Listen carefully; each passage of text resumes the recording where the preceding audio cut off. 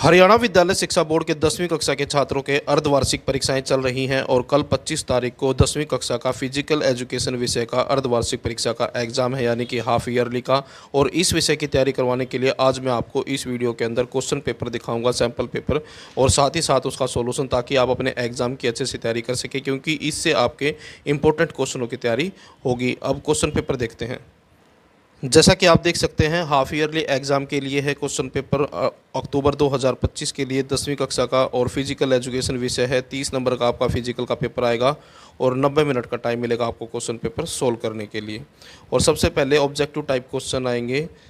पहला क्वेश्चन है, स्वस्थ शरीर में ही स्वस्थ मन निवास करता है, यह कथन किसका है, यानी कि ये बात किसने बोली है, तो ये बात बोली है अरस्तु ने।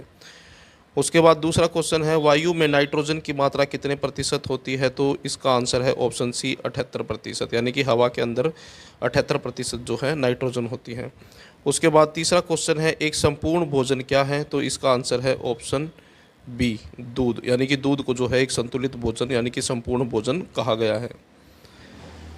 अगला क्वेश्चन है, पानी द्वारा फैलने वाले रोग कौन से हैं, तो इसका आंसर है उपयुक्त सभी, यानी कि ये सभी जो बीमारियां हैं पानी से होती हैं, यानी कि हैजा, टाइफाइड और पेचिस।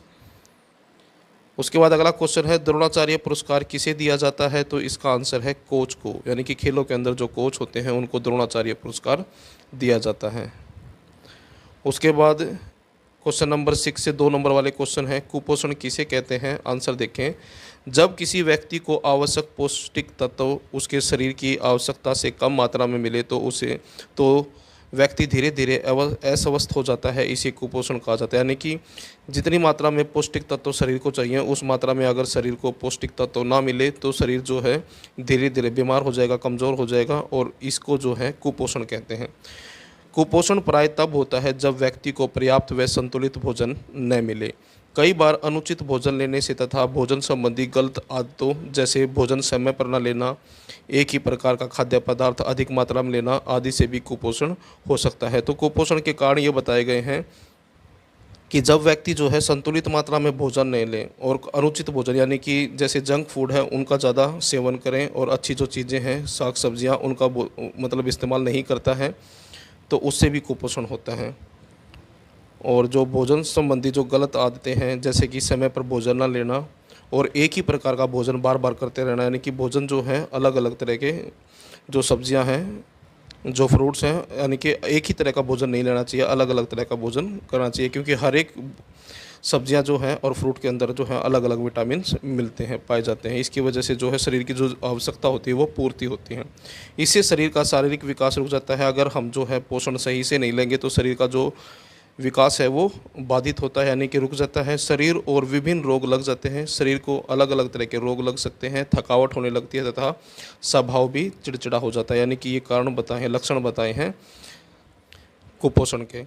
उसके बाद 7वां क्वेश्चन है, रोग निवारक क्षमता या रोग प्रतिरोधक शक्ति क्या है, यानी कि बीमारी से लड़ने की जो शक्ति होती है, यानी कि जो हमारी इम्यूनिटी है, उसको हिंदी में रोग निवारक क्षमता या फिर रोग प्रतिरोधक शक्ति कहते हैं। आंसर देखें, रोग निवारक क्षमता शरीर की वह आंतरिक शक्ति है जो हमारे शरीर में कीटाणुओं के प्रवेश को रोकती है तथा रोग से लड़ सकने योग्य बनाती है, यानी कि शरीर में कीटाणुओं के प्रवेश को रोकती है और शरीर को बीमारियों से लड़ने के योग्य बनाती है, जो हमारी रोग प्रतिरोधक क्षमता होती है।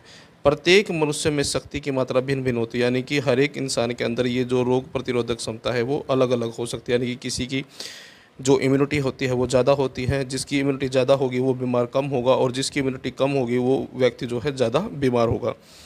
यह शरीर के रक्त और तंतुओं में निहित होती है, यानी कि जो इम्यूनिटी है वो शरीर के जो रक्त, जो खून है उसमें और तंतुओं में पाई जाती हैं।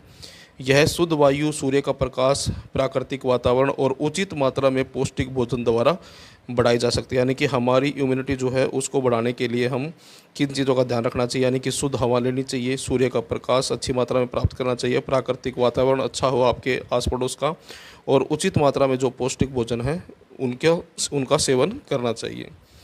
उसके बाद अगला क्वेश्चन है, दूध को संतुलित भोजन क्यों कहा जाता है, तो आंसर देखें, संतुलित भोजन वह होता है जिसमें आवश्यक तत्व विद्यमान हो, यानी कि संतुलित भोजन उसको कहते हैं जिसके अंदर सभी प्रकार के विटामिन जो हैं, यानी कि जो पौष्टिक तत्व हैं वो पाए जाते हों। दूध में सभी प्रकार के आवश्यक तत्व होते हैं, यानी कि दूध जो है इसके अंदर सभी जो आवश्यक तत्व हैं वो होते हैं। इसके अंदर दूध में 3.6% जो है वसा होती है, 3.4% प्रोटीन होता है, 4.8% कार्बोहाइड्रेट होता है और 0.7% नमक होता है और 7.5% जल होता है।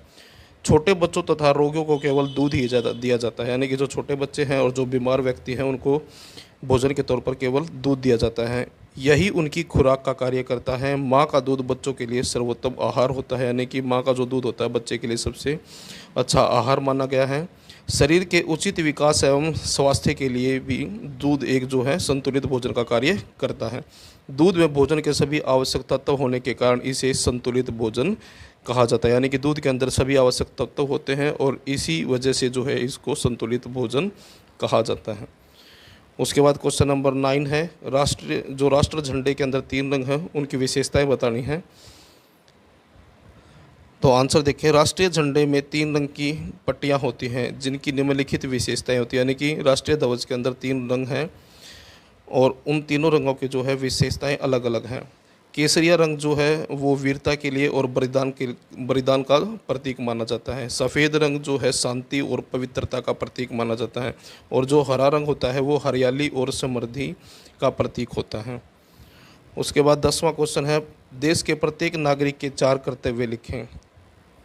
तो आंसर देखें, देश के प्रत्येक नागरिक को निम्न कर्तव्यों का पालन करना चाहिए।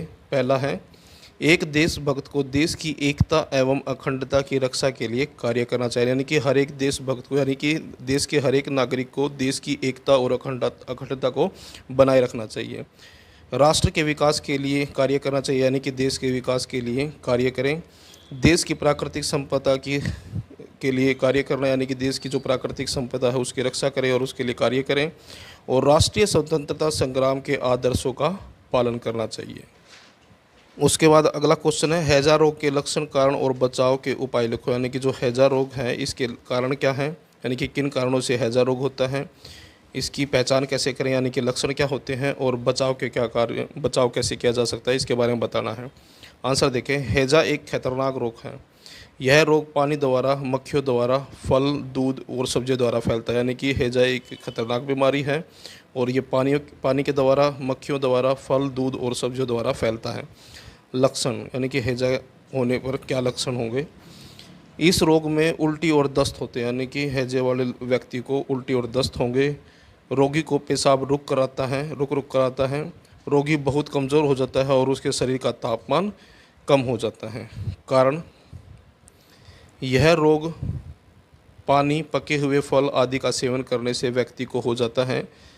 मक्खियाँ भी इस रोग को फैलाने में सहायक होती हैं और कई बार कुछ मनुष्य भी एक स्थान से दूसरे स्थान तक यह रोग फैलाते हैं। इस रोग से ग्रस्त व्यक्ति देखने में स्वस्थ होते हैं, यानी कि देखने में ऐसा लगेगा कि स्वस्थ है, परंतु उनमें हैजे के जीवाणु होते हैं जो कि मल मूत्र आदि द्वारा दूसरे लोगों तक पहुंच जाते हैं। बचने के उपाय, रोग का टीका लगवाना चाहिए। गले सड़े फलों का सेवन नहीं करना चाहिए, यानी कि ऐसा फल जो बहुत अधिक पक गया है यानी कि गल गया है उसका सेवन नहीं करना चाहिए। खाने पीने की वस्तुओं को मक्खियों से बचाकर रखना चाहिए। उसके बाद लॉन्ग आंसर टाइप क्वेश्चन है, 5-5 नंबर वाले क्वेश्चन हैं।